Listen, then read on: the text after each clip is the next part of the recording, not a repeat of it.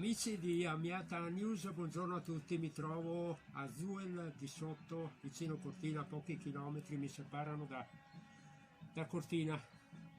Dietro di me vedete un po' il simbolo della vallata Antessana, si tratta del trampolino olimpico costruito nel 1923, è andato avanti fino alla metà degli anni 50, subendo varie ristrutturazioni. Da lì in poi, essendo una costruzione in legno, è stata poi riproposta nella versione in cemento.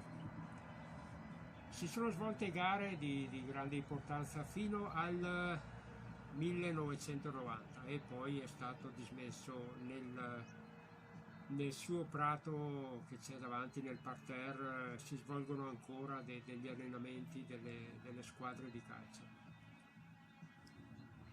È un brutto periodo questo per la nostra regione Veneto. È la settimana decisiva, il nostro governatore ci ha messo in guardia ancora per un po', per vedere di mettere fine a questa disgrazia. A proposito, ho sentito il vostro direttore Marco Conti, mi ha detto della sua situazione familiare e personale. Devo dire che l'ha vissuta in prima persona. Io mi auguro di non arrivarci mai, gli auguro tante cose in futuro ancora e di riprendersi. Bene, questo è un appuntamento che io avevo promesso a Marco ancora un po' di tempo fa e che vuole farvi vedere tutte le zone tipiche del Veneto, più o meno ridotte alle Dolomiti, in questo periodo che frequento per motivi di lavoro.